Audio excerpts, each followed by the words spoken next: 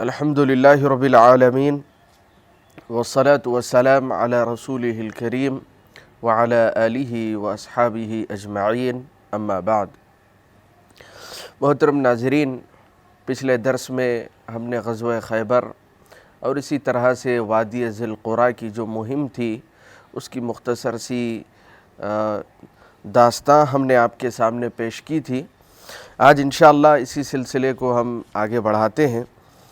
اللہ کے نبی صلی اللہ علیہ وسلم کا جو مقصد تھا مدینہ پہنچنا، وادی القریٰ کی مہم کی تکمیل کے بعد پیارے رسول مدینہ پہنچ گئے۔ آپ یہ بات بخوبی جانتے ہیں کہ جس وقت صحابہ مکہ سے ہجرت کر کے مدینہ پہنچے تھے، اس موقع پر صحابہ کرام کے مابین اللہ کے رسول صلی اللہ علیہ وسلم نے بھائی چارگی کا ایک رشتہ قائم کیا تھا۔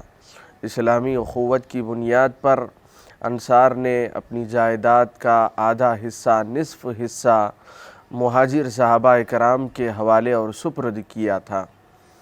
خیبر کی فتح کے بعد صحابہ کرام کے پاس وافر مقدار میں مال آ گیا، چنانچہ جو صحابہ صاحب استطاعت ہو گئے انہوں نے اپنے انصاری بھائیوں کا وہ مال انہیں واپس لوٹا دیا۔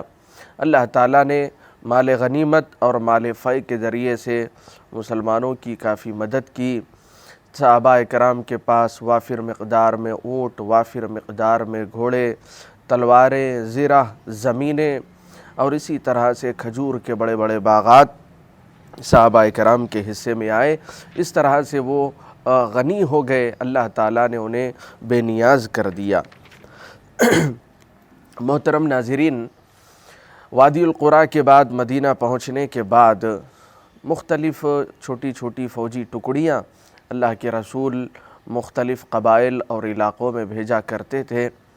کوئی فوجی ٹکڑی 30 افراد پر مشتمل ہوتی، کوئی 50 پر، کوئی 150 افراد پر مشتمل ہوتی۔ کبھی کسی فوجی ٹکڑی اور فوجی مہم کی سرکردگی ابو بکر صدیق رضی اللہ عنہ کے حوالے ہوتی، کبھی عمر بن خطاب رضی اللہ عنہ، تو کبھی عبداللہ بن رواحہ، تو کبھی بشیر بن سعد الانصاری۔ مختلف فوجی مہمات ہوئی، لیکن یہ بڑی فوجی مہمات نہیں تھی بلکہ چھوٹی چھوٹی فوجی مہمات تھی۔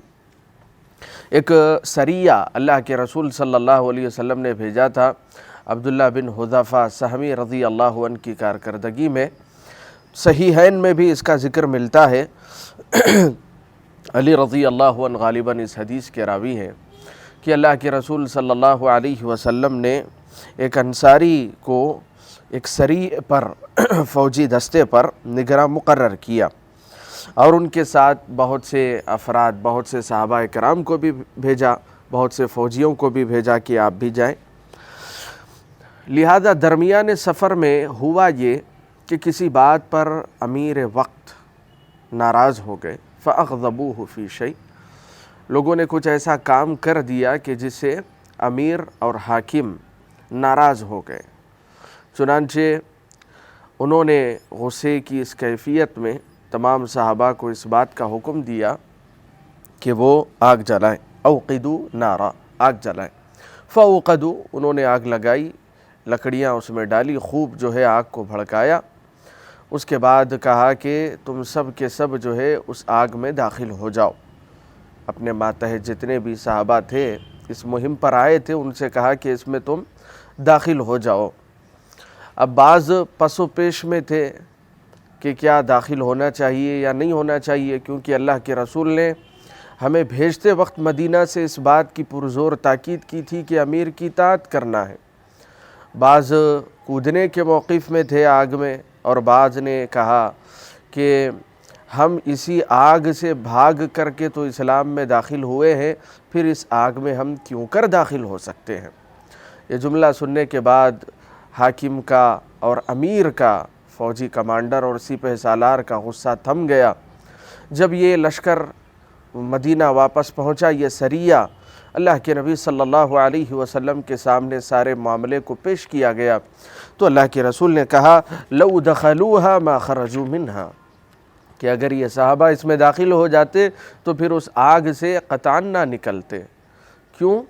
کیونکہ انما الطاعۃ فی المعروف، امیر کی جو اطاعت ہوتی ہے وہ معروف خیر کے کاموں میں ہوتی ہے، وہ ایسے کام میں نہیں ہوتی جس سے آپ کی دنیا بگڑ جائے یا آپ کی آخرت بگڑ جائے، ایسے کاموں میں نہیں ہوتی۔ اور اس کے علاوہ بھی بڑی مشہور حدیث ہے پیارے نبی صلی اللہ علیہ وسلم کی، لا طاعت لمخلوق فی معصیت الخالق، جہاں پر خالق کی نافرمانی ہوتی ہو، اللہ کی نافرمانی ہوتی ہو، وہاں پر مخلوق کی فرما برداری نہیں کی جائے گی۔ تو اس طریقے سے یہ سریہ واپس مدینہ پہنچ گیا۔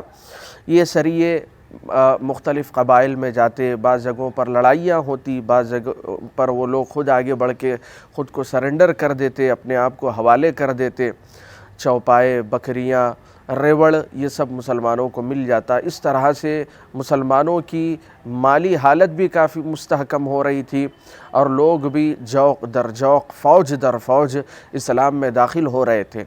یہ تو وہ سرایہ ہے کہ اللہ کے رسول بھیجتے تو وہاں جا کے یہ اس مہم کو انجام دیتے۔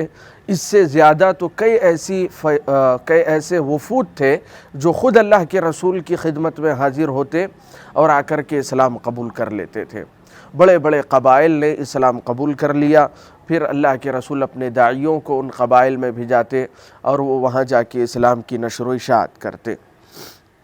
محترم ناظرین، آپ جانتے ہیں کہ اللہ کے نبی صلی اللہ علیہ وسلم نے جس وقت عمرہ کا ارادہ کیا تھا، خواب میں آپ نے دیکھا کہ آپ خانہ کعبہ کا طواف کر رہے ہیں، چنانچہ اللہ کے رسول صلی اللہ علیہ وسلم نکلے تھے عمرہ کرنے کے لیے، لیکن حدیبیہ کے مقام پر مشرکین مکہ نے آپ کو روک دیا، آگے بڑھنے سے آپ کو، آپ کے صحابہ کرام کو منع کر دیا۔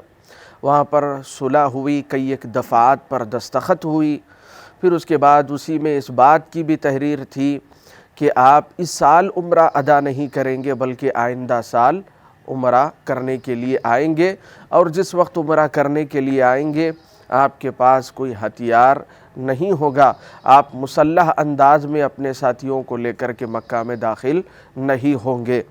یہ چند شرائط رکھی گئی تھی۔ چنانچہ 1 سال کی مدت ہو گئی تھی خیبر اور دیگر فوجی مہمات کے بعد، وہ وقت آ گیا تھا۔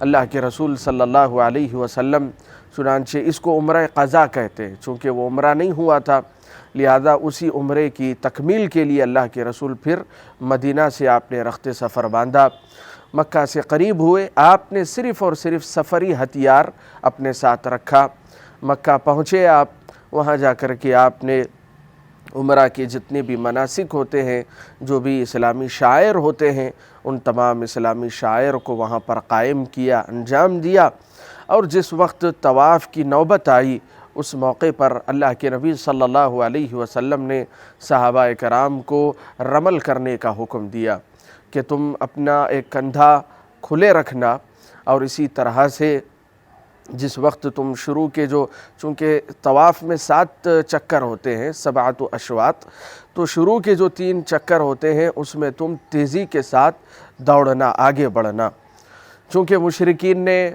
یہ کہا کہ یہ صحابہ دیکھو مدینہ کی آب و فضا نے، وہاں کی ہوا نے انہیں جو ہے کمزور کر دیا ہے۔ پیارے نبی صلی اللہ علیہ وسلم کو جب یہ معلوم ہوا تو اللہ کے رسول نے کہا کہ تم اپنی طاقت کا مظاہرہ اس طریقے سے کرنا کہ رمل کو انجام دینا۔ حدیث کے الفاظ ہے اکشفوا عن المناکب وسعوا فی الطواف، کہ طواف میں تم جو ہے سعی کرو، شروعات میں زور زور سے ایسی چال چلو کہ اسلامی فوج اور مسلمانوں کی طاقت کا مظاہرہ اس سے ہونے لگے، تاکہ مشرکین کو بھی مسلمانوں کی طاقت اور قوت کا اندازہ ہو جائے۔ اسی سفر میں پیارے نبی صلی اللہ علیہ وسلم نے میمونہ رضی اللہ عنہا سے نکاح کیا۔ یہاں پر اختلاف ہے کہ جب آپ عمرہ کے لیے نکلے تھے تو حالت احرام میں ہوتا ہے آدمی، حالت احرام میں تو شکار کرنا بھی منع ہے، نکاح کرنا منع ہے، تو پھر اللہ کے رسول صلی اللہ علیہ وسلم نے کیسے نکاح کیا میمونہ رضی اللہ عنہا سے؟